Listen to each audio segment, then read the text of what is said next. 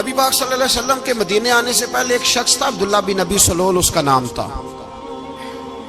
تو مدینے والے لوگ اس کو اپنا پیشوا مانتے تھے، اوس بھی خزرج بھی، اس کی تاج پوشی بھی کی، بڑی اس کی منتا تھی۔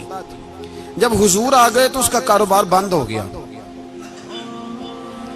اب لوگ یہ نہیں سمجھتے کہ میں غلط ہوں، لوگ کسی کے مفادات کو ٹھیس پہنچتی ہے تو مخالفت کرنے لگ جاتا ہے۔ اب اس کے حالات جب خراب ہوئے تو اس نے پتہ کیا کیا، جھوٹ موٹ کا کلمہ پڑھ لیا۔ سمجھ آ رہی ہے باتوں؟ جھوٹ موٹ کا، اور منافقوں کا ایک ٹولہ اس نے تیار کر لیا جس کا قرآن مجید نے سورہ منافقون میں ذکر کیا۔ ایک جنگ کا موقع تھا، نبی پاک صلی اللہ علیہ وسلم تشریف لے گئے تو عبداللہ بن ابی سلول بھی چلا گیا۔ حضرت عمر فاروق رضی اللہ تعالیٰ عنہ کے ایک غلام تھے، وہ پانی لینے کنویں پہ گئے۔ ادھر سے انصار میں سے، چونکہ حضرت عمر کے غلام مہاجر تھے، انصار میں سے ایک شخص پانی لینے پہلے سے آیا ہوا تھا۔ پانی بھرنے میں کوئی اختلاف ہو گیا، جھگڑا ہو گیا، مار کٹائی تک نوبت آ گئی۔ حضرت عمر کے غلام نے کوئی چیز مار دی، اس شخص کو زخمی ہو گیا۔ اس نے پکارا، عبداللہ بن ابی سلول نے سمجھا کہ موقع اچھا ہے، دوڑا ہوا آیا اور آ کر اس نے کہا، انصار مدینہ بھاگ کے آؤ، جلدی آؤ، اور بڑے غلط جملے استعمال کیے۔ کہنے لگا اگر ان لوگوں کو تم اپنا بچا کچا کھانے کو نہ دیتے مہاجروں کو تو آج یہ تمہارے سر پہ نہ بیٹھتے۔ معاذ اللہ، ایسی باتوں پہ کہا کریں، بولے یہ روزمرہ کی گفتگو میں عادت بنائیں، کوئی ایسی بات کرنی ہو تو معاذ اللہ استغفر اللہ کہہ کے کرنی چاہیے۔ اس نے کہا کہ معاذ اللہ اب ان کو بچا کچا نہ دیں تو یہ ہمارے سر پہ نہ بیٹھتے۔ شور کیا اس نے۔ ہمارے ہاں بھی سیانے بندے پنچایت کے لوگ وہ کہتے ہیں تو اس برادری کے بچے سے ہی مار کھا ہے، پتہ ہی نہیں چلا، جا اسے مار کے آ، سر پھاڑا، یہ کار پھوڑ دے اس کا سر، اور دیکھ میں دیکھ لوں گا بعد میں جو ہوگا۔ یہ عقل مند لوگوں کے مشورے نہیں، یہ جاہل لوگوں کے مشورے۔ ناراض نہ ہونا، پر یہ نبی پاک صلی اللہ علیہ وسلم نے فرمایا ہے، حضور کا فرمان ہے۔ یہ کن لوگوں کا کام ہے؟ بول کے بتائیں، بول کے۔ پڑھے لکھے سیانے بندے اس طرح کے مشورے یہ بالکل نہیں دیتے، جاہلوں کا کام۔ پکارا، مہاجر سارے اکٹھے ہو گئے، انصار سارے آ گئے، اور جب انصار آئے تو مہاجرین کو بھی پکارا، مہاجر بھی آ گئے۔ اب وہ گتھم گتھا ہونے لگے تو کسی نے جا کے محبوب پاک کے کان میں کہا، یا رسول اللہ وہاں تو مہاجر انصار لڑنے لگے، وہ پرانی لڑائیاں پھر سے جاگ گئی ہیں۔ نبی پاک تشریف لائے، حضور نے وہاں لفظ بیان کیے، فرمایا یہ تم نے کیا جاہلوں جیسا کام شروع کیا ہوا ہے؟ یہ کون سا کام ہے؟ اللہ کرے ہم سب اس کام سے باز آ جائے، آمین تو کہنا۔ اور تو اس برادری دے منڈے کوئی مار کھائیں، برادری کیا ہوتی ہے؟ برادری تو تعارف کے لیے، اونچ نیچ کہاں سے آ گئی؟ کہا میرے رسول پاک علیہ الصلوۃ والسلام نے فرمایا تم جاہلوں جیسے کام کر رہے ہو۔ صلح کرائی، بات رفع دفع کرائی، لوگ چلے گئے، معاملہ ٹھنڈا ہو گیا۔ لیکن عبداللہ بن سلول نے کہا کہ میں یہ موقع خالی نہیں جانے دوں گا۔ پھر گیا وہ اور جا کے انصار مدینہ سے کہنے لگا، ایک دفعہ جا لینے دو مدینے، تم نے میری بات نہیں نہ سنی تو جو وہاں بڑے سردار بیٹھے ہیں ان سے بات کروں گا، اور معاذ اللہ ثم معاذ اللہ ہم ان بے عزت لوگوں کو مدینے سے نکال دیں گے، وہاں صرف عزت والے رہیں گے۔ یہ غلط جملے اس نے ادا کیے جس کو قرآن پاک نے سورہ منافقون میں بیان فرمایا ہے۔ اس نے یہ بات کی۔ ایک صحابی تھے حضرت زید رضی اللہ تعالیٰ عنہ، وہ سن رہے تھے، آ کے عرض کی، یا رسول اللہ صلی اللہ علیہ وسلم عبداللہ بن ابی سلول تو اس طرح کہہ رہا ہے کہ مدینے جا کے عزت والے دوسروں کو نکال دیں گے، اور تم اگر اپنا بچہ انہیں نہ دیتے تو معاذ اللہ آج یہ ایسا نہ کرتے۔ حضرت عمر نے بھی سن لیا، حضرت عمر نے بات سن لی، تلوار نکالی اور دوڑے۔ حضور نے بازو پکڑا، فرمایا کدھر جا رہے ہو؟ کہا یا رسول اللہ اگر آج سزا نہ دی تو کل اور بات بھی کرے گا، اور اگر آج ایک قتل ہو گیا تو باقی سیانے بن جائیں گے۔ یا رسول اللہ مجھے چھوڑے، میں ماروں گا۔ حضور نے فرمایا عمر چپ کر، وہ جھوٹ موٹ کا کلمہ پڑھتا ہے، لوگ کہیں گے کہ محمد ابن عبداللہ نے اپنے ساتھی مارنے شروع کر دیے۔ چپ کر، حوصلہ کر، صبر کر، دلیری کر۔ حضرت عمر کہتے ہیں میری حضور کے کہنے پر میں ٹھہر تو گیا، پر وہ میرے اندر جو آگ لگی ہوئی تھی ٹھنڈی نہیں ہو رہی۔ کہتے ہیں میں چپ تو کر گیا۔ نبی پاک علیہ الصلوۃ والسلام نے پوچھا عبداللہ بن نبی سلول سے تو نے یہ کہا ہے؟ کہنے لگا حاشا وک اللہ، میں نے بات ہی نہیں کی۔ ہاں، اب لوگ کہنے لگے کہ زید تو نوجوان ہے، تو یہ بوڑھا آدمی ہے، چلو صحیح کہتا ہوگا۔ حضور بھی خاموش ہو گئے۔ اللہ پاک نے قرآن مجید نازل فرما دیا، فرمایا اللہ نے سن لی ان کی بات جنہوں نے یہ کہا ہے، اور پھر لفظ بڑے حسین ہے، فرمایا یہ کہتے ہیں ہم عزت والے ہیں؟ نہیں، وَلِلَّهِ الْعِزَّةُ وَلِرَسُولِهِ وَلِلْمُؤْمِنِينَ، فرمایا عزت تو اللہ کے پاس ہے، اللہ کے رسول کے پاس ہے، اور عزت تو مومنوں کے پاس ہے، مومنین کے پاس عزت ہے۔ یہ قرآن پاک نے سارا مضمون بیان کر دیا کہ عبداللہ بن نبی سلول غلط کہتا ہے اور حضرت زید صحیح کہتے۔ حضور نے کچھ نہیں فرمایا، جا رہا ہے قافلہ۔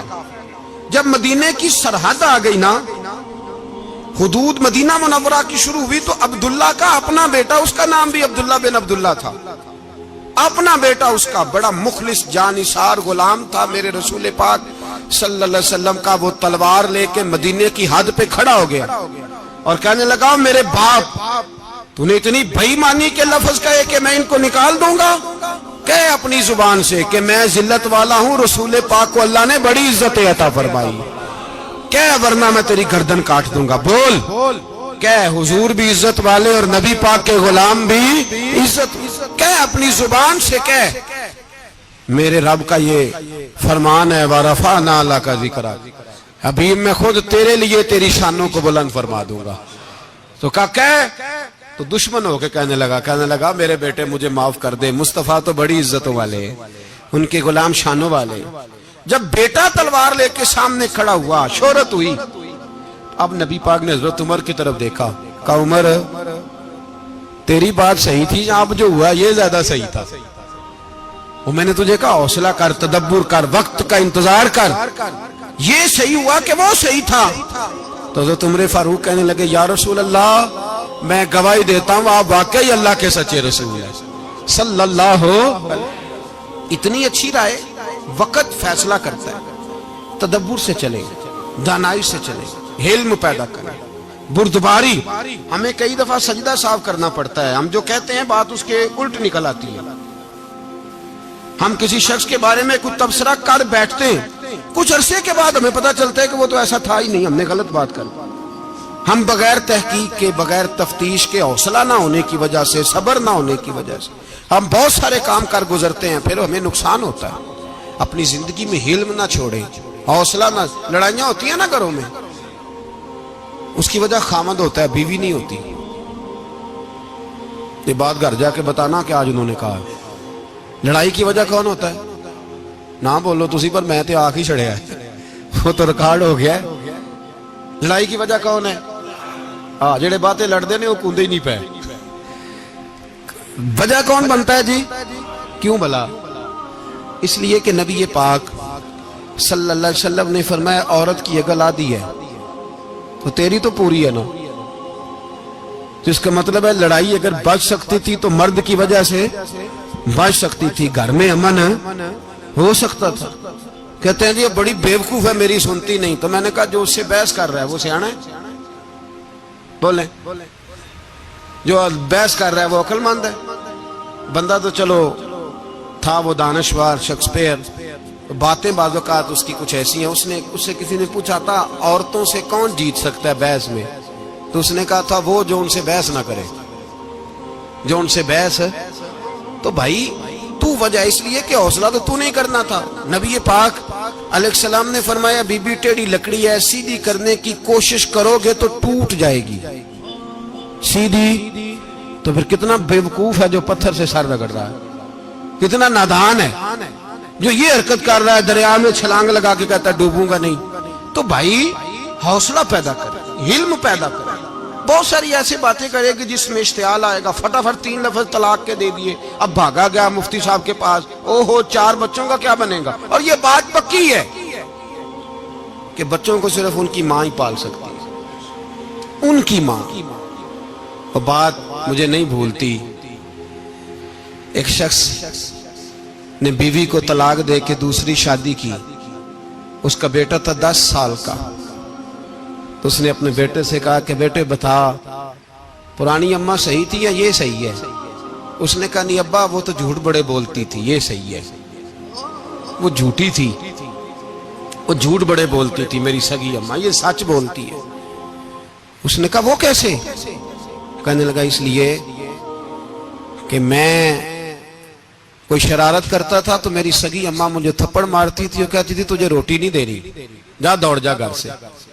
تو میں دوڑ جاتا تھا تو جھوٹ بولتی تھی نہیں دینی، پھر آدھے گھنٹے کے بعد مجھے ڈھونڈنے لگ جاتی تھی، ڈھونڈ کے لاتی تھی، پھر میری منت کرتی تھی، پھر مجھے کہتی تھی نہ مجھے ستایا کر، پھر میرا ماتھا چومتی تھی، پھر میری مرضی کا کھانا بنا کے دیتی تھی، پھر میرے منہ میں لقمے ڈالتی تھی. جھوٹی تھی، پہلے کہتی ہے نہیں دینی پھر پیچھے بھاگتی ہے. یہ سچی ہے، میں شرارت کرتا ہوں تو تھپڑ مار کے نکالتی ہے، پھر میں منتیں کرتا ہوں پر روٹی نہیں دیتی، پیر پکڑتا ہوں نہیں دیتی. سچ بولتی ہے، اپنی بات پہ ڈٹ جاتی.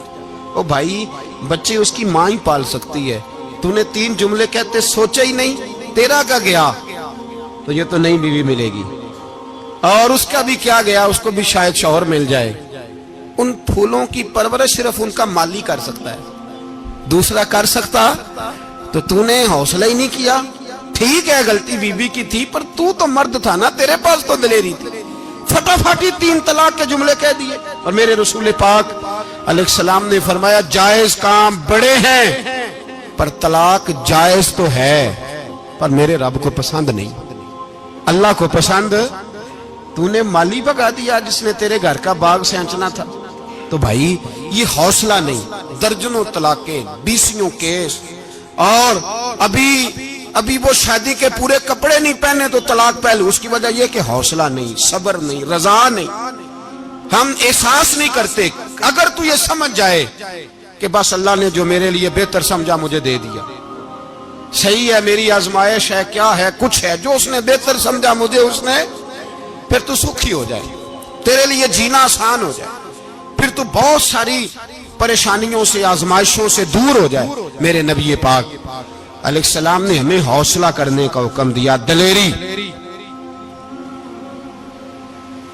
2-3 سال شاید پچھلے سال یا اس سے پچھلے سال حج کے موقع پہ نا ہمارے پاکستان میں تو بڑے بڑے انوکھے واقعات ہوتے ہیں. سننے سے کیا، میں کہتا ہوں وہ عبرت کے لیے ہوتے ہیں. جعلی ویزے لگوا دیے حج کے کسی ایجنٹ نے، اللہ کے مہمانوں کو بھی لوگ لوٹ لیتے ہیں. معاذ جعلی ویزے لگوا دیے. اور مزے کی بات یہ ہے کہ پاکستانی ایئرپورٹ سے گزر بھی گئے وہ ویزے والے، اور احرام باندھے لوگ جدے پہنچ گئے. 4 آدمی تھے، انہوں نے ویزا دیکھا تو کہا نقلی، آپ کو واپس جانا پڑے گا. اگلی فلائٹ سے وہ لوگ واپس آئے. آپ مجھے بتائیے ان کی جب وہ چھوٹے چھوٹے کلپ آئے، میڈیا نے ان کی باتیں سنی تو ان کے آنسو نہیں تھمتے تھے. ایک آدمی احرام باندھ کے گیا ہے، معمولی سمجھتے ہیں آپ؟ میرے جیسا غریب آدمی کبھی اس نے ارادہ کیا اور مدینے جانے کا لیٹ ہو جائے تو کلیجہ پھٹنے کو آتا ہے. کچھ مجبوریاں پیروں میں آ جائے، نہ جا سکے تو پتہ نہیں کتنی توبہ کرنے کو دل کرتا ہے کہ کہیں غلطی تو نہیں ہو گئی، کوئی ایسی بات تو نہیں نکل گئی. یقین کریں طبیعت پریشان ہو جاتی، یار کوئی ایسا کام تو نہیں ہو گیا جس کی وجہ سے یہ بات ہوئی. 4 آدمی لوٹ آئے، حالات خراب ہو گئے، لوگ رو رو کے قصے سناتے تھے. لیکن میرے رسول پاک علیہ السلام کا حوصلہ دیکھو. حضور کعبے کا بھی کعبہ، حضور مالک، حرم کے مالک مطلق، جن کے صدقے اللہ نے کعبہ کو بیت اللہ بنایا. حاجیو آؤ شہنشاہ کا روضہ دیکھو، کعبہ تو دیکھ چکے اب کعبے کا بھی کعبہ دیکھو. حضور 1400 صحابہ کو لے کے گئے عمرہ کرنے. مقام حدیبیہ پر پہنچے تو کافروں نے روک لیا، ہم عمرہ نہیں کرتے. تو اور میں خادم اور جو وارث و مالک ہیں 1400 صحابہ، ہم نہیں عمرہ کرنے دیتے، واپس جائیے. صلح لکھی جا رہی ہے. صلح کی شرطیں کیا ہیں؟ مکے سے کوئی آدمی غلطی سے بھی مدینے چلا گیا، مکے کا آدمی، تو مسلمان اگر ان کے ظلم سے تنگ آ کے، مکی مسلمان کافروں کے ظلم سے تنگ آ کے مدینے چلا گیا تو مدینے والے واپس کریں گے. اور اگر مدینے سے کوئی شخص غلطی سے بھی مکے چلا گیا تو مکے والے واپس نہیں کریں گے. اتنی سخت شرائط. حضرت عمر غصے سے کانپنے لگے, صحابہ پریشان ہیں, پر میرے رسول پاک نے صبر دکھایا, حوصلہ, تدبر. یہ تدبیر ہے, صبر ایک بہترین تدبیر ہے, اگر کوئی اپنائے تو بہترین طریقہ ہے. حضور نے فرمایا ہمیں منظور ہے, صلح کرو. اور اتنا سخت حکم ہے, کہنے لگے 1400 احرام والے واپس جائیں, بعد میں آنا, اس وقت نہیں عمرہ کرنے دیں گے. میرے نبی پاک علیہ سے مجھے بتاؤ, مجھے اور آپ کو دکھ ہوتا ہے تیاری ہو تو پروگرام رہ جائے, تو اگر احرام باندھا ہو اور اللہ کے رسول نے بندھوایا ہو تو حضور واپس لوٹنے لگے تو کتنی تکلیف کی بات ہے. حضور نے فرمایا چلو آئندہ آئیں گے. معاہدہ لکھا جا رہا ہے, حضرت علی معاہدہ لکھ رہے ہیں. لکھو محمد الرسول اللہ صلی اللہ علیہ محمد الرسول اللہ صلی اللہ علیہ وسلم اور قریش مکہ کے بیچ معاہدہ. یہ تحریر لکھی جا رہی تھی تو ابو سفیان بول پڑا, کہنے لگا جی ہم محمد الرسول اللہ نہیں نکلنے دیں گے معاذ اللہ, یہی تو ہمارا جھگڑا ہے. اگر آپ کو رسول اللہ مان لیا تو پیچھے رہ کیا گیا, محمد ابن عبداللہ لکھیں. حضور نے حضرت علی سے فرمایا رسول اللہ کاٹ کے محمد ابن عبداللہ لکھو. حضرت علی لکھ رہے تھے, محمد الرسول اللہ لکھا تھا, فرمایا رسول اللہ کاٹ کے محمد ابن عبداللہ لکھو. تو حضرت علی کہنے لگے حضور مجھے یہ لفظ کاٹنا نہیں آتا, حضور مجھے یہ لفظ کاٹنا. کسی صحابی نے اعتراض نہیں کیا کہ لکھنا آتا تھا, کہا مجھے کاٹنا. حضور نے دوبارہ کہا علی کاٹ دو. کہا یا رسول اللہ مجھے یہ لفظ کاٹنا نہیں آتا. میرے حبیب نے تیسری دفعہ کہا علی کاٹو. تو شیر خدا نے قلم چھوڑا, ہاتھ باندھے اور کھڑے ہو کہنے لگے محبوبہ مجھے تیرے قصیدے لکھنے آتے ہیں, کاٹنے کوئی نہیں آتے. میں مجبور ہوں, مجھ سے نہیں ہوتا. کوشش کرتا ہوں, نہ قلم اٹھتا ہے نہ ہاتھ چلتا ہے. میرے حبیب پاک نے قلم پکڑا اور لفظ رسول اللہ خود کاٹ کے محمد ابن عبداللہ کرایا. بھائی وقت گزر گیا, صلح ہو گئی. یہ تدبر, یہ حوصلہ, یہ تدبیر میرے نبی نے فرمائی. اب تو 1400 کو مکے نے نہ داخل ہونے دیا, لیکن 1 سال ہی گزرا, تھوڑا ہی وقت گزرا, میرے رسول پاک 10,000 کو لے کے مکے میں داخل ہو گئے. 10,000. اس نے فائدہ دیا. حکمت کیا تھی, تدبر کیا تھا. قریش روز لڑائی کرنے آ جاتے تھے, تبلیغ ہی نہیں کرنے دیتے تھے. ان سے صلح ہو گئی تو نبی پاک نے کیسر کو خط لکھا, کیسر روم کو, ہرکل کو. دور دراز تبلیغ پھیل گئی, مسلمان 100,000 سے زیادہ ہو گئے. ان کی طرف سے اب وہ لڑائی بند ہو گئی. میرے حبیب پاک علیہ السلام کے حوصلے نے کمال دکھایا, اس تدبیر نے فائدہ دیا امت مسلمہ کو. 10,000 کا لشکر لے کے حضور کعبے میں داخل ہوئے. کل جو ابو سفیان کہتے تھے نا محمد رسول اللہ لکھنے نہیں دوں گا, آج وہ خود کہہ رہے تھے اشہد ان لا الہ الا اللہ واشہد ان محمد رسول اللہ صلی اللہ علیہ. کل جو کہہ رہے تھے کہ میں یہ لفظ نہیں لکھنے دوں گا, آج ابو سفیان کی حویلی میں لاکھوں لوگ, ہزاروں لوگ بیٹھے تھے اور سارے کہہ رہے تھے محمد الرسول اللہ محمد الرسول اللہ محمد الرسول اللہ صلی اللہ علیہ وسلم. میرے محبوب کی تدبر نے, فقاہت نے, اور پھر کمال ہوا. 1400 کہاں اور 1,44,000 کہاں. 1400 کہاں اور 1,44,000. 1400 کو نہیں جانے دیا عمرہ کرنے. میرے رسول پاک 1,44,000 کو لے کے حج کرنے چلے گئے. حضور نے حج کیا, ہر طرف لبیک لبیک کی صدائیں بلند ہوئی. یہ میرے نبی پاک کا تدبر ہے, حوصلہ ہے. اگر وقتی طور پہ حوصلہ کر جاؤ گے, دلیری کر جاؤ گے, آنے والا وقت آسان ہو جائے. حوصلہ نہیں, صبر نہیں, سکون نہیں. 2-4 باتیں, یہاں تک کہ لوگ ابا جی کی بات برداشت نہیں کرتے, ایسے جملے کہہ دیتے ہیں جو دوبارہ پلٹ کے نہیں آتے. ماں کو لفظ نہیں بولتے, باپ کی روح تک چھلنی کر دیتے ہیں وہ جملے. لیکن لوگ اس وقت حوصلہ کرنے, اور ہم پنجابی لوگوں نے تو گنجائش ہی بڑی دے دی ہے. کہتے ہیں بچہ ہے جے ایک ہی ہے, ایک میں حوصلہ کرے کی ہے ماشاءاللہ. تو اگر جوان ہو گیا تو کہتے ہیں گرم خون ہے مکہ کب. اگر بوڑھا ہو گیا تو کہتے ہیں بوڑھوں میں حوصلہ نہیں ہوتا, نہ بچے میں نہ. تو کس میں حوصلہ ہوگا, بولے کسی میں بھی نہیں. چھٹی, سب کو فتویٰ مل گیا نا, یہ بچہ ہے جی, ابھی یہ تو بچہ ہے, آپ تو سیانے بیانے ہیں, یہ بچہ ہے. کمال ہو گئی ہے بھائی, کیا مطلب ہے بچہ ہے؟ بچے کو سارا پتہ ہے, ہر چیز اسے آتی ہے, حوصلہ کرنا ہی نہیں آتا. اور پھر کہہ دیا وہ تو گرم خون ہے. وہ کیا بات کرتے ہو, گرم خون؟ ابے کے گلے پڑ گیا گرم خون, اس کو کھڑا کرو نا ایس پی کے سامنے اور اس کو مار تھپڑ اس کے منہ پہ, تیرے گرم خون کا پتہ چلے. غریب کے یہ گلے پڑ گیا, اس کو کھڑا کرو ایس ایچ او کے سامنے, پھر پتہ چلے گا خون کتنا گرم ہے. وہاں بالکل چپ ہے, بالکل خاموش ہے. اور گرم خون اس کا صرف اماں کے لیے, جلال صرف رہ گیا اگر غریب گھر کی بیٹی بیاہ کے لایا تو صرف اس کے لیے. کوئی ایسی بات نہیں. ہم بڑے سیانے, ہمارا غصہ بڑا سمجھدار ہے, ہمارا وہ گرم خون بڑا سیانا ہے. وہ جہاں دیکھتا ہے کہ معاملہ ہلکا ہے تو وہاں وہ گرم خون جلال میں, اور جہاں دیکھتا ہے کہ سامنے والا تگڑا ہے تو وہاں وہ گرم خون فوراً ٹھنڈا ہو جاتا ہے. حوصلہ پیدا کرے.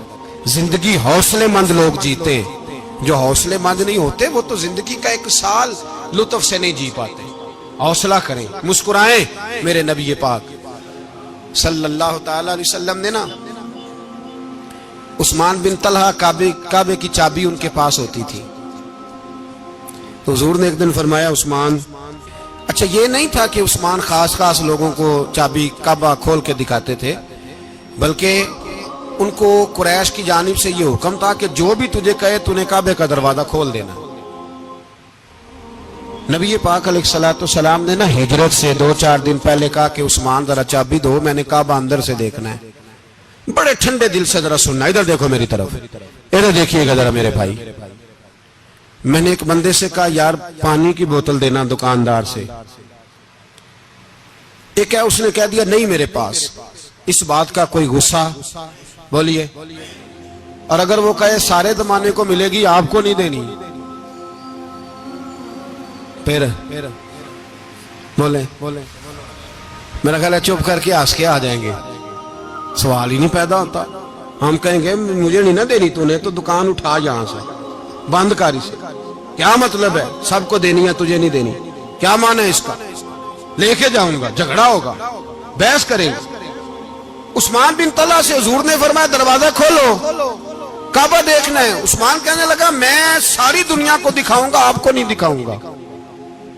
کتنی سخت بات ہے, پر قربان جائیں رسول اللہ کے حوصلے پہ صلی اللہ علیہ.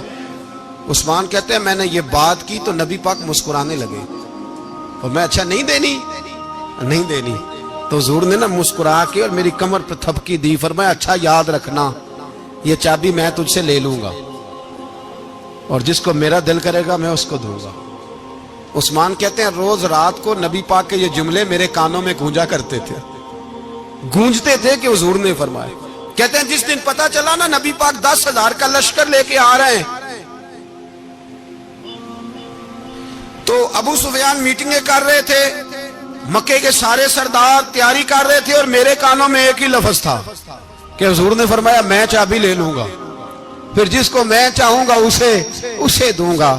عثمان کہتے ہیں حد ہو گئی, وقت گزر گیا, حضور آ گئے, طواف فرمایا, اور طواف کے بعد میرے نبی پاک علیہ السلام نے فرمایا بلاؤ نا ذرا عثمان کو. عثمان کہتے ہیں میں چابی لے کے آیا تو دوسرا جملہ کوئی نہیں. ساڑھے نا کوئی بندہ مشورہ دے وے دی نہ منیے تے جے کام مونجو ہو جے نا, جو نے مشورہ دیتا سی تے وہ نال ہی غوث پاک بن جاندا ہے. تینوں آکھیا سی نا, فوراً ہی داتا علی اجویری ہو جاندا ہے. وہ کہندا تینوں پتہ نہیں میں کڈا ولی اللہ, تینوں میں آکھیا سی نا انج نہ کر, اور بندہ پریشان ہوتا ہے کام الٹ ہو گیا, اور لاگوں آکھی جاندا ویکھو جی میں تے تانوں پہلوں ہی آکھیا سی جی.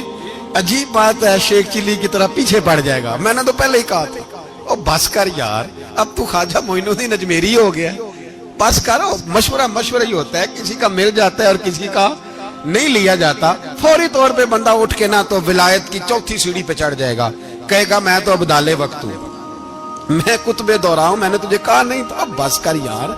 کئی دفعہ مشورے صحیح ہوتے ہیں, کئی دفعہ صحیح. بولیے نبی پاک صلی اللہ علیہ وسلم کی احد کے دن خواہش یہ تھی کہ اندر رہ کے لڑنا ہے. جوان صحابہ نے کہا باہر جا کے لڑائی کرنی ہے. حضور نے باہر جا کے جنگ کی, بظاہر مسلمانوں کو شکست ہوئی. حضور نے ایک دفعہ نہیں کہا کہ میں نے تمہیں کہا نہیں تھا اندر رہنا ہے, بس ہو گیا جو ہو گیا. اب اس میں فٹافٹ اگلے کو حوصلہ دو، کوئی عرض نہیں یار. نبی پاک سب بولیے صلی اللہ علیہ وسلم، میرے حبیب پاک علیہ الصلوۃ والسلام نے نا کہا عثمان کو بلاؤ. عثمان آئے تو عثمان کہتے میں نے چابی دی تو میں تیار تھا، میں تیار تھا کہ اب میری بات ہوگی اور رسوائی ہوگی. لیکن کہتے ہیں قربان جائیں مصطفیٰ نے تو یہ جملہ بھی نہیں کہا کہ میں نے تجھے کہا نہیں تھا، یہ بھی نہیں کہا. حضور نے چابی لی، کعبے کے بت صاف کیے، نماز پڑھی، واپس آئے. فرمایا عثمان میرا وعدہ تھا تیرے ساتھ کہ جس کو میں چاہوں گا چابی دوں گا، یہ لو چابی میں تجھے ہی دینا چاہتا ہوں، لے لو رکھ لو. عثمان کہتے ہیں وہ چابی نہیں میرے طرف آ رہی تھی، میری طرف ایمان آ رہا تھا. وہ چابی نہیں آ رہی، ایمان آ رہا تھا میری جانب. کہتے ہیں میرے ہاتھوں میں چابی آئی اور میری زبان پہ کلمہ توحید جاری ہو گیا. بھائی تدبر، حوصلہ، صبر، رضا. ہمیں تو ٹائم بھی نہیں گزارنا آتا. گھر کا ماحول، گھر کے اندر رہ کے لوگ دکھی ہیں، اس لیے کہ ہماری طبیعتوں میں حوصلہ نہیں. ایک منٹ کے لیے نہیں، ایک سیکنڈ کے لیے بھی ہم یہ برداشت نہیں کرتے کہ چلو تھوڑا انتظار کریں، وقت کو دیکھیں، موقع کو دیکھیں. میرے نبی پاک علیہ الصلوۃ والسلام پہ اتنی مصیبتیں آئیں کہ پہاڑ پہ آتی تو وہ ریزہ ریزہ ہو جاتے ہیں، لیکن کسی مقام پر بھی حضور علیہ الصلوۃ والسلام شکوہ کرتے نظر نہیں آتے. ہم غریبی کا رونا روتے ہیں، ہر چوتھا آدمی کہتا ہے بڑا غریب ہوں، لیکن میرے نبی پاک علیہ الصلوۃ والسلام نے چوتھے دن کھجور کھائی، سرکہ کھایا ہے اور موٹے بان کی چارپائی پہ آرام کیا. حضرت عمر نے کہا حضور کتنی تکلیف ہے؟ فرمایا عمر کوئی تکلیف نہیں، تھوڑا سا تو وقت ہے، جنت میں جائیں گے، ساری نعمتیں اللہ نے ہمارے لیے تیار کی ہوئی ہے. راضی بالرضا، راضی بالرضا، کوئی کسی قسم کا مسئلہ نہیں. ہمیں آزمائشیں آتی ہیں، تکلیفیں آتی ہیں، بیماریاں آتی ہیں، لوگ چھوٹی چھوٹی بات پر پریشان ہو جاتے ہیں، ذرا سی بات پر شکوہ کرتے ہیں. میرے رسول پاک علیہ السلام نے فرمایا جب میرا رب کسی کو بیمار کرتا ہے تو 2 فرشتوں کو بھیجتا ہے، جاؤ میرے بندے کی تیمارداری کر کے آؤ. اللہ اکبر، خود رب بھیجتا ہے، جاؤ میرے بندے کی. تو مجھے بتائیے جب اللہ بھیجے تو پھر تندرست خوش نصیب ہوا کہ بیمار؟ جی تندرست پھر خوش نصیب کون ہوا؟ میرے نبی پاک صلی اللہ علیہ وسلم نے فرمایا رب 2 فرشتے بھیجتا ہے، فرماتا ہے پتہ کر کے آؤ میرے بندے کا اس کا کیا حال ہے. حالانکہ اللہ سارا ہی جانتا ہے. فرشتے آتے ہیں، واپس جاتے ہیں، رب کریم پوچھتے ہیں بتاؤ میرا بندہ کیا کہتا تھا؟ اللہ تجھے سارا ہی پتہ ہے، پر ہم سے پوچھتے تو بتا دیتے ہیں. وہ یہ کہتا تھا کہ میں اپنی رب کی رضا پہ بڑا ہی راضی ہوں. وہ تیری حمد کر رہا تھا، تیری تعریف کر رہا تھا، تیرا شکر کر رہا تھا، تیرے لیے کلمات حمد بیان کر رہا تھا. تو میرے نبی پاک علیہ السلام فرماتے ہیں، اللہ فرشتوں سے فرماتا ہے سنو پھر اگر میں اپنے بندے کو اس بیماری میں شفا دوں گا تو اس تندرستی سے زیادہ اچھی تندرستی دوں گا جو پہلے اسے عطا کی ہوئی تھی، پہلے سے اچھی صحت دوں گا. اور اگر اسے اس بیماری میں موت دوں گا تو پھر مرتے ہی اس کے لیے میں جنت کا فیصلہ فرما دوں گا. بھائی جب تو راضی بالرضا رہتا ہے، راضی بالرضا، بڑی سادی سی بات ہے بھائی. آپ گھر گئے روٹی مانگی تو اگر کسی نے کہا نا کہ اتنی تھکاوٹ ہے ٹائم پہ آیا کریں اس وقت، تو روٹی تو وہ بھی مل گئی پر اس میں لذت، وہ سکون نہیں، وہ سکون نہیں. میری اماں جی سالن پکا کے رکھ لیتی تھی تو روٹی جب بھی کوئی مانگتا تھا تو تازی بنا کے دیتی تھی، ان کی طبیعت تھی. تو میں اکثر ان سے کہتا کہ اماں جی پکا کے رکھ دیا کرو. کہتے تمہیں خوشی نہیں ہوتی جب تمہاری اماں تازی پکا کے دیتی ہے؟ خوشی ہوتی ہے، طبیعت میں خوشی ہوتی ہے. ان کا مزاج تھا، ذوق تھا، تو ہم سمجھتے تھے یار یہ بڑی سعادت کی بات. تو آپ گھر گئے رات کو تو گھر والوں سے کہا روٹی، تو فوراً اٹھے فوراً، اور انہوں نے کھانا تازہ بنایا اور ساتھ یہ بھی کہا باہر سے نہ کھایا کرے بندہ بیمار ہو جاتا ہے. کتنی ٹھنڈک پہنچتی ہے آدمی کے دل کو، سکون ملتا. تو بھائی بیماری تو آپ نے کاٹ لی لیکن ساتھ کہو ہو بڑا بیمار ہوں، میں نے تو اتنے گناہ بھی نہیں کیے، ظلم بھی نہیں کیا، کسی کو کچھ بھی. اب بیماری تب بھی کٹ گئی پر بڑی آزمائش، مریض ڈاکٹر کے گلے پڑ رہا، اس کے لواحقین جھگڑے کر رہے، بیماری وہ بھی کٹ گئی. اور ایک بیمار وہ ہے جو چارپائی پہ لیٹا ہے اور کہتا ہے جس طرح میرا اللہ راضی اسی طرح میں بھی راضی. تو بیماری اس کی بھی کٹ گئی. حضرت یونس علی نبینا علیہ الصلوۃ والسلام نے ایک دن حضرت جبریل امین ملنے آئے تو جناب یونس علیہ السلام کہنے لگے اے جبریل اللہ کے نیک بندوں میں جو اللہ کو اس وقت سب سے زیادہ پسند ہے نبیوں کے بعد، توجہ کرنا بات پر، جو سب سے زیادہ اللہ کو پسند ہے نبیوں کے بعد ولیوں میں، اور سب سے زیادہ اللہ جس کو اللہ کی بارگاہ میں عبادت گزار لکھا جاتا ہے، میری اس بندے سے ملاقات کرا۔ تو حضرت جبریل نے جناب یونس علیہ السلام کو ساتھ لیا تو ایک شخص کے پاس پہنچے جو آنکھوں سے اندھا تھا، دونوں ہاتھ اس کے سلامت نہیں تھے اور پورے جسم میں پیپ جاری تھی، ریشہ تھا۔ جب جا کے السلام علیکم کہا نا حضرت یونس نے، اس نے وعلیکم السلام کے بعد پہلا لفظ پتہ کیا کہا؟ اس نے کہا یا اللہ تیرا شکر ہے، یا اللہ تیرا، آپ بھی ادا کریں اللہ کا شکر، یا اللہ تیرا، اللہ تیرا شکر ہے۔ تو حضرت یونس علیہ السلام کہنے لگے تو شروع سے اس طرح کا ہے، نابینا بھی اور ہاتھوں سے معذور بھی اور سارا جسم شروع سے؟ تو بڑے ہی خوبصورت لفظ اس بیمار نے کہے، کہنے لگے نہیں حضور میں بالکل ٹھیک ٹھاک تھا، جب تک میرے رب نے چاہا کہ یہ دنیا کو دیکھے تو تب تک اس نے مجھے آنکھیں دیں، اور جب اس نے چاہا کہ اب اس کا دیکھنا بہتر نہیں تو اس نے واپس لے لی۔ تو یا اللہ تیرا شکر ہے، اللہ تیرا شکر ہے۔ پھر کہا جب تک اس نے چاہا کہ میرے ہاتھ رہے تب تک رہے، جب اس نے چاہا کہ میرے لیے بہتر نہیں تو اس نے لے لیے، تو یا اللہ تیرا شکر ہے۔ جب تک اس نے چاہا کہ میرا جسم صحیح و سلامت رہے تو رہا، اور جب اس نے چاہا کہ میرے لیے بہتر نہیں تو مجھے بیمار کر دیا، تو یا اللہ تیرا شکر ہے۔ تو حضرت یونس علیہ السلام کہنے لگے جبریل واقعہ یہ اللہ کا سب سے زیادہ شکر گزار بندہ ہے، سب سے زیادہ عبادت گزار بندہ ہے، سب سے زیادہ۔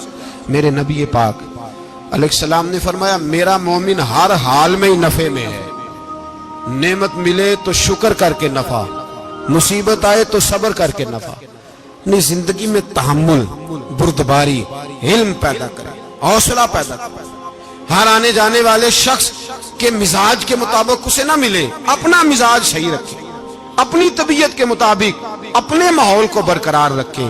علم کے ساتھ گزارا کرو گے تو رشتہ داروں سے بھی بنی رہے گی، دوستوں سے بھی بنی رہے گی، ہر ایک سے تعلق رہے گا۔ اور اگر آپ کے اندر یہ حوصلہ نہیں تو پھر سارے معاملات پریشانی کا شکار ہو جائیں گے۔ یہ تو آج کا مضمون تھا۔ ہمیں نا لوگ مشورہ دیتے ہیں، کہتے ہیں پیر صاحب درویشوں کو سیاست کی بات نہیں کرنی چاہیے، دیتے ہیں نا مشورہ لوگ، جی تھوڑا تھوڑا بول دیں، تھوڑا تھوڑا دیتے ہیں نا۔ اگرچہ ہم ان کی بات نہیں مانتے، اس لیے کہ اقبال نے کہا تھا جدا ہو دین سیاست سے تو رہ جاتی ہے چنگیزی، جدا ہو دین سیاست سے تو۔ اور پہلا فکرہ یہ ہے کہ جلال بادشاہی ہو یا جمہوری تماشا ہو، جدا ہو دین سیاست سے تو رہ جاتی ہے۔ اس نے کہا جب سیاست اور دین علیحدہ علیحدہ ہوتے ہیں تو چنگیز خان اور ہلاکو خان پیدا ہوتے ہیں۔ سیاست جب تک مسجد کے اندر رہتی ہے تب تک پاک صاف رہتی ہے، وہ گندی ہوتی تب ہے جب مسجد سے نکل جاتی ہے۔ حضرت علی کے زمانے تک مسجد میں رہی، پاک صاف رہی، یزید باہر لے گیا تو گندی ہو گئی، حضرت عمر بن عبدالعزیز دوبارہ مسجد میں لے آئے تو پھر پاک ہو گئی۔ لیکن پھر بھی ایک ساتھی نے مجھے کہا تو اس کی بات میں سب کی باتیں نہیں مانتا، اس کی بات میری سمجھ میں آئی۔ وہ کہنے لگا جی اصل بات یہ ہے کہ سیاسی تبصرے تجزیے ہم اخباروں میں ٹی وی پہ جا کے بیٹھے، جا کے بڑی مہربانی میری طرف دیکھیں، وہ ہم سنتے رہتے ہیں تو ہمارا دل کرتا ہے مسجد میں صرف ہم رسول اللہ کا پیار ہی سنیں۔ تو میں نے کہا یار تیری بات دل کو لگتی ہے، یہ بات صحیح ہے، چلو یہ نیت اچھی ہے، یہ تیرا نظریہ ٹھیک ہے، مان گئے ہم۔ میں چلا گیا دکاندار کے پاس اور میں نے اس کو جا کے کہا کہ گاڑی کا انجن کھولو، اس طرح کرو، اس طرح۔ اس نے کہا مولانا آپ جا کے نا گھر تو فقہ کی کتاب کھولیں، اس لیے کہ گاڑی کے انجن کے بارے میں آپ کو معلومات، یہاں اگر آپ نے یہ کام کرنا ہے تو اس کو پڑھیں، کسی استاد کے پاس ورکشاپ پہ آئیں، آپ کے ہاتھوں کو، منہ کو، چہرے کو مٹی لگے، دھواں لگے، گریس لگے، پھر آپ کو پتہ چلے گا انجن کیسے کھلتا ہے۔ صحیح کہہ رہا ہوں؟ نہیں صحیح کہہ رہا؟ دعا گلہ تو یہاں کر چڑی جائے، صحیح کہہ رہا ہوں جی؟ اگر مولوی کو اجازت نہیں سیاست کی بات کرنے کی اور مولوی کو اجازت نہیں کہ انجن کی بات کرے تو سیاستدان کو اجازت ہے دین کی بات کرنے کی؟ یہاں تو وہ آئے نا مدرسے میں پڑھے، پورا دین حاصل کرے، پھر وہ بولے۔ تو پھر تو ٹھیک ہو گیا، لیکن جب اسے سورۃ اخلاص بھی سیدھی نہیں آتی تو فتوے دینے کی اس کو ضرورت ہے کوئی؟ بولے نا یار، کیوں چھیڑتے ہیں سیاست؟ ہم نہ پچھلے جمعے جلوس نکالنا چاہ رہے تھے ختم نبوت کی ترمیم کے حوالے سے، حکومت وقت نے کہا کہ ہم واپس لیتے ہیں، تو میرے بہت سارے دوستوں نے کہا جی نکالنا چاہیے، انہوں نے کیا کیوں؟ میں نے کہا یار لوگوں کو بھی پریشان نہیں کرنا چاہتے، ہماری اپنی سڑکیں ہیں، کسی کو بس ٹھیک ہے، انہوں نے واپس لے لی تو بات ختم ہو گئی، ہم مان گئے، تسلیم کر لیا۔ اتنا ہمارا مطالبہ ہے کہ اس آدمی کو ضرور سزا دو جس نے یہ ترمیم کی ہے، لیکن ہم نہیں کرتے، کوئی نہیں نکلے، نہیں نہ نکلے بولے۔ تو وزیر قانون صاحب کو کیا مصیبت بنی ہوئی ہے نیا فتویٰ دینے کی؟ کہ ہے کوئی شوق انہیں دینا چاہیے فتویٰ؟ کہتے نہیں مرضیوں میں ہمارے درمیان تھوڑا ہی فرق ہے۔ مجھے یوں لگتا ہے کہ یہ جان بوجھ کر کوئی نہ کوئی ایسی شرارت کرتے ہیں جس سے لوگ اشتعال میں رہیں، جان بوجھ۔ حلم، حوصلہ، صبر ذات کے بارے میں تو ہے، لیکن اگر کوئی رسول پاک کی بے ادبی کرے تو پھر حوصلے کی بات ہے ہی نہیں، پھر تو جہاد کی بات ہے۔ اور میں دیانتداری سے مسجد میں باوضو بیٹھ کر جمعے کے دن مشورہ دیتا ہوں حکومت کو اور وزیر قانون کو مشورہ دیتا ہوں کہ نہ فرعون کی حکومت ساری زندگی رہی، نہ نمرود رہا، نہ جاج بن یوسف رہا، نہ یزید رہا، اور یار درباری بن کے حکمرانوں کی چاپلوسی کرتے کرتے تم یہاں تک آ گئے ہو کہ اب نبی پاک کی عزت کو ہاتھ ڈالنا شروع کر دیا ہے۔ اور آپ یقین کریں سیاسی جماعتوں کا اتنا برا حال ہے کہ ان کے لیڈر کے بارے میں کوئی بات کرے تو پاگل ہو جاتے ہیں یہ احتجاج کر کر کے۔ اور اس نے ڈائریکٹ کہہ دیا کہ ختم نبوت کا مسئلہ ہی کوئی نہیں، جو دین کی بنیاد ہے، کسی کو پرواہ نہیں۔ مجھے تو ان لوگوں کی فکر ہو رہی ہے جن لوگوں نے انہیں ووٹ دیے ہیں، وہ اللہ کو کیا جواب دیں گے۔ اور یہ اللہ ماشاءاللہ ساری سیاسی جماعتیں اس طرح کی۔ اور میرا وزیر قانون صاحب کو بھی مشورہ ہے کہ زندگی بڑی تھوڑی ہے، بڑی تھوڑی، اللہ سب کو معاف کرتا ہے، اپنے رسول کے غداروں کو معاف نہیں کرتا۔ اور یہاں تمہاری گاڑیوں پہ جھنڈے لگے ہوئے ہیں، وہاں بھی تمہارے جھنڈے لگیں گے، پر اس لیے لگیں گے کہ یہ غدار ہیں ناموس رسالت کے، یہ جھنڈے لگیں گے۔ شرم کرو اور ڈر جاؤ، بس کر دو، تمہارے منہ میں اب دانت پورے نہیں رہے۔ کوئی شوگر کا مریض ہے تو کوئی بلڈ پریشر کا، تو کوئی ہارٹ کا، تو کوئی کینسر کا۔ شرم کرو اور اپنی قبر کی بھی تھوڑی سی فکر کرو۔ بتاؤ پاکستان کے کتنے صدر گزرے، وزیر اعظم گزرے، تو ان کی قبریں کہاں ہیں؟ کوئی جاتا ہے ان کی قبروں پہ؟ کسی کو خبر ہے؟ کیوں اپنے لیے جہنم کٹھی کرتے؟ سارا کچھ دنیا داری رہ گئی ہے، سارا کچھ صرف یہی رہ گیا۔ حضرت ابو بکر سردار تھے، حضرت عمر سردار تھے قبیلے، حضرت عثمان سردار تھے، انہوں نے سرداریوں کو ٹھوکر مار کے رسول اللہ کے قدموں میں بیٹھنا پسند کی، سرداریاں چھوڑ کے غلام بن گئے۔ تم سرداریاں بچانے کے لیے رسول اللہ کی غداری کرتے ہو، شرم نہیں آتی؟ اور قوم شکوہ ہے مجھے ان لوگوں سے جو مولوی تو کہہ دیتے ہیں تو سیاست نہ کر، اور کسی سیاست دان کو منع نہیں کرتے کہ جب تجھے سورت فاتحہ بھی نہیں آتی تو تجھے کس نے اجازت دی ہے اتنی بڑی بات؟ اور میں نے پچھلے سے پچھلے جمعے بھی کہا تھا، پھر کہتا ہوں اور آن دی ریکارڈ کہتا ہوں، مرزائی کل بھی کافر تھے، آج بھی کافر، اور قیامت تک، اور جو ان کے کفر میں شک کرے وہ بھی، اور پکا بے ایمان ہے، کافر ہے۔ وہ وزیر قانون ہو یا صوبائی ہو یا وفاقی ہو، من شک فی کفر ہی فقط کفر، جو مرزائی کے کفر میں شک کرے وہ بھی کافر ہے۔ ہمارے رسول آخری رسول ہے، ہم کسی کو یہ اجازت نہیں دیں گے کہ وہ ختم نبوت میں رکھڑا ڈالنے کی کوشش کرے، ہم کسی کو یہ اجازت ہے۔ اور تم نے قوم کو لوٹا، لوٹتے رہو، اب ایمان پہ ڈاکے تو نہ ڈالو۔ تمہیں دولت لوٹ کے پیٹ نہیں بھرا، اب ایمان لوٹنا شروع کر لیا ہے۔ تمہارا فیکٹریاں لوٹ کر، قومی خزانہ لوٹ کر پیٹ نہیں بھرا، بھائی مانو اب دین بیچ کر اپنی حکومتیں پکی کرو گے۔ اور وہ لوگ بھی تیار ہو جائیں جو ان بے ایمانوں کو منتخب کرتے ہیں، ان سے بھی سوال کرے گا ختم نبوت کا موضوع قیامت کے دن کہ تم بتاؤ، ان کو سپورٹ کرتے تھے جو رسول اللہ صلی اللہ علیہ وسلم کے بعد بھی کسی نبی کو نبی ماننا درست جانتے تھے۔ شرم آنی چاہیے، خیال ہونا چاہیے۔ اور میں نے کہا کہ ہمارا دل نہیں چاہتا آپ یقین کریں. ہمیں شوق ہے جلوس نکالنے کا, تمہارے خلاف باتیں کرنے کا. تم نے روز تھرمامیٹر نکالا ہوتا ہے, چیک کرتے ہو کہ ایمان کتنا ہے کتنا نہیں ہے. یہ پاکستان اگر صوبہ سندھ ہے تو حضرت عبداللہ شاہ غازی کا ہے, اگر بلوچستان ہے تو حضرت بابا عبد الرحمان کا ہے, اور اگر پشاور ہے تو وہ صوفیاء کا ہے, اور اگر یہ دھرتی پنجاب ہے تو یہ داتا علی اجویری کی ہے, یہ بابا فرید الدین کی ہے. اس میں کسی غدار کو قبضہ کرنے کی اجازت بالکل نہیں ملے گی. اور ہم وہ لوگ بھی نہیں جو چپ کر کے اندر سوتے رہیں, قوم جو کرتی ہے کرتی رہے, ہمیں پرواہ نہیں. نا, ایسی کوئی بات نہیں. کوئی بندہ نہ سمجھے کہ انہیں ہوش نہیں, انہیں پتہ نہیں, ہمیں سارا کچھ ہی آتا ہے.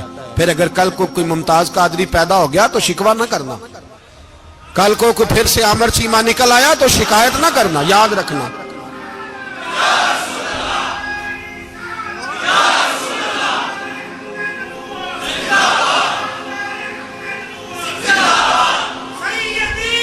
تو میرے بھائی کھول کے بولے یا نبی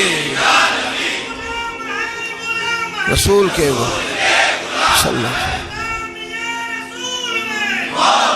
تو یہ مشورہ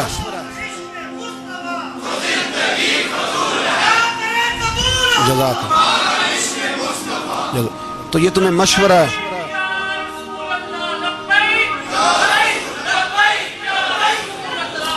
میری بات سنیں, یاد رکھیں, یہ لوگ بعد میں پچھتاتے ہیں, پھر مناظرے کراتے پھرتے ہیں, اس نے صحیح کیا کہ غلط کیا, پھر انہیں ہوش آتی ہے بعد میں, پھر ان کے ہواری نکل نکل کے میدانوں میں دلیلیں دیتے ہیں.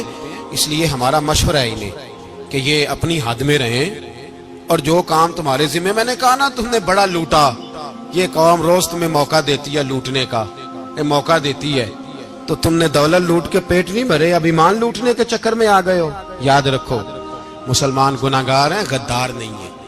تمہیں دولت لوٹنے کا تو شاید موقع مل گیا ہے, پر ایمان لوٹنے کا موقع نہیں ملے گا. تو اس لیے اس کو لگام دو. اور ویسے بھی کتا جو پالتو ہوتا ہے نا, اس کو گھر کے اندر سنگلی سے باندھ کے رکھنا چاہیے. یہ تمہارے بوٹ چاٹتے ہیں, بھونکتے ہیں, تمہارے حق میں وزارتیں لیتے ہیں. ہم نے تو کوئی وزارت نہیں لی تم سے, اور نہ ہمیں شوق ہے. اس لیے کہ ممبری کیا کرنی ہے جس کو ممبر رسول عطا کر دیا جائے, اس نے کیا کرنی ہے یہ ممبریاں جس کو پکا پکا ممبر رسول دے دیا جائے. تو اس لیے اس سے باہر آؤ. میں نے کہا بڑے بڑے نمرود, فرعون, قارون دفن ہے, تمہارا بھی نام تک نہیں ہوگا, بالکل نام نہیں ہوگا. اس لیے ہمارا مشورہ, اور آپ لوگ بھی آئے نا یہ اگلے سال, تو ان کو کھڑا کر کے پوچھ لینا, اسلامی جمہوریہ پاکستان کا تم نے ایم پی ایم میں نے بننا ہے, پہلا کلمہ ہی صحیح سنا دو. چلو خدا کا واسطہ یہی بتا دو کہ تمہیں نماز بھی ڈھب سے آتی ہے کہ نہیں. اور آپ کی موج ہے, آپ بٹھا لیتے ہیں سر پہ, کیا کریں, سمجھانے والے مفت گناہگار ہو گئے, اور بہکانے والے سب تمہارے یار ہو گئے. اس لیے یہ چھیڑتے ہیں جان بوجھ کے, اور پھر جب کوئی ممتاز قادری علیہ رحمہ پیدا ہوتے ہیں, پھر انہیں دشواری ہوتی ہے, پھر ان کا جینا مشکل ہو جاتا ہے. یہ موقع دیتے ہیں, پتہ نہیں کس کے ایجنڈے پہ عمل کر رہے ہیں. میرا سوال یہ ہے, میں نے پچھلے جمعے, پھر میرا سوال ہے کہ میں پوچھتا ہوں, اس آدمی کو ضرورت کیا ہے ختم نبوت پر بات کرنے, جب امت مسلمہ کے متفق کا فیصلہ ہے کہ مرزائی کافر, اسمبلی نے بل پاس کر دیا کہ مرزائی, ان کو اقلیت قرار دے دیا, اور جب سے وہ اقلیت بنے, نہ ہم نے ان کی عبادت گاہ جلائی, نہ ہم نے ان کو قبروں سے نکالا, نہ ہم نے, بس ٹھیک ہے جیسے عیسائی رہتے ہیں, یہودی سے کس ملک میں رہتے ہیں وہ بھی رہیں, اقلیت بن کرے, کوئی اعتراض, پر تم انہیں کھینچ کھونچ کے کیوں قریب کرتے ہو, تمہارا کیا جرانہ ہے ان کے ساتھ, بتاؤ تو صحیح. ان لوگوں سے ان کو چاہیے اپنے منہ میں لگام ڈالیں, اور اگر نہیں ڈالیں گے پھر انشاءاللہ ڈالی جائے گی, اور بڑی تگڑی ڈلے گی, اور پھر ایسی ڈلے گی. سلمان تاثیر جب مرا تھا نا, تو 5-5 لاکھ روپیہ مولویوں کو آفر کی جنازہ پڑھاؤ, 5-5 لاکھ روپیہ چھوٹے چھوٹے مولویوں کو. اور داتا صاحب کی مسجد کے خطیب بھی صوبائی جو تھے, وہ خطیب تھے, ملازم تھے, انہوں نے کہا کہ ایمان نہیں بیچنا, نکالنا نوکری سے تو نکال دو. اور بادشاہی مسجد کا مولوی جس کا پتہ ہی نہیں چلتا, کبھی کدھر چلا جاتا ہے کبھی کدھر, یہاں تو وہ بھی کھڑا ہو گیا, اس نے کہا نا ایمان نہیں بیچنا. گورنر ہاؤس کی مسجد کا امام کہنے لگا کہ بخشا جانا نہ جانا یہ تو رحمت الہی کا معاملہ ہے, پر اتنا گندا جنازہ نہیں پڑھنا, اتنا گندا جنازہ نہیں ہم پڑھیں گے. مرنے کے بعد تمہارے جنازے نہیں پڑھے جاتے, تمہاری قبریں خراب ہوتی ہیں, کدھر ہیں تمہاری دولتیں, اور وہ مولوی آج تک پتہ ہی نہیں کدھر گیا جس نے اس غلیظ کا گندا جنازہ پڑھایا. تو بھائی اپنی قبر اشر کو جب جہاں تمہارے جنازے نہیں پڑھے جا رہے تو وہاں تمہارا کیا حال ہوگا. اس لیے ان لوگوں کو چاہیے کہ اپنی زندگی اس طرح گزاریں کہ کچھ نہ کچھ منہ لے کے سرور کائنات کے پاس چلے جائیں، ورنہ ایسا نہ ہو کہ یہاں بھی پھٹکار اور وہاں بھی پھٹکار. اس لیے ہمارا مطالبہ ہے حکومت سے کہ شرم کرو اور ایسے بھائیمانوں کو، کالے ناگ جو تم نے بھرتی کی ہوئے، ان کو نکالو، اور اگر تعریفیں کروانی ہو، تلوے چٹوانے ہو تو اندر کمروں میں ان سے چٹوا لیا کرو. ان سے کہو کہ یہاں ہماری نوکری کرو، باہر نکل کے رسول اللہ صلی اللہ علیہ وسلم کے دین کے بارے میں گفتگو نہ کرو. اس لیے کہ اللہ تبارک و تعالیٰ نے اس دین کے اندر بڑا حسن اور بڑا جذبہ رکھا ہوا ہے، بڑا وقار ہے. ہمارا مطالبہ ہے حکومت سے کہ ختم نبوت کے مسئلے پر کوئی سیاستدان گفتگو نہ کرے. آپ تائید کرتے ہیں اس بات کی؟ اس پر کوئی سیاستدان کوئی گفتگو؟ ہمارے پاس بڑے تماشے ہیں سیاست کرنے کو، باقی تماشوں پہ سیاست کرو. یہ رسول اللہ کی ناموس کا معاملہ ہے، یہ چھیڑنے کی تمہیں اجازت؟ مجھے سمجھ نہیں آتی یار، جب بات ختم ہو گئی، اسمبلی نے بل واپس لے لیا، تو صوبائی وزیر قانون کو آخر تکلیف کیا ہے؟ آپ کے پاس جواب ہے کوئی اس بات کا؟ یہ بات ختم ہو گئی، ہم نے جلوس نہیں نکالنا، چھوڑ دیا، خاموش ہو گئے. علماء نے میٹنگیں بلائی تھی، کینسل کر دی، ٹھیک ہے جی بات. اب دوبارہ سے کیوں چھیڑتے ہو؟ پھر کہتے ہیں احتجاج ہوتا ہے، شور ہوتا ہے. تم خود ایسی حرکتیں کرتے ہو جس سے افراتفری پیدا ہوتی ہے. یہ ملک رسول اللہ کے نام پہ بنا ہے، اور قیامت تک یہاں وہی ہوگا جو میرے رسول پاک صلی اللہ علیہ وسلم کی رضا ہوگی، اور نبی پاک کے قانون کے خلاف کوئی قانون یہاں چل سکتا؟ اللہ ہمیں سمجھنے کی توفیق عطا فرمائے.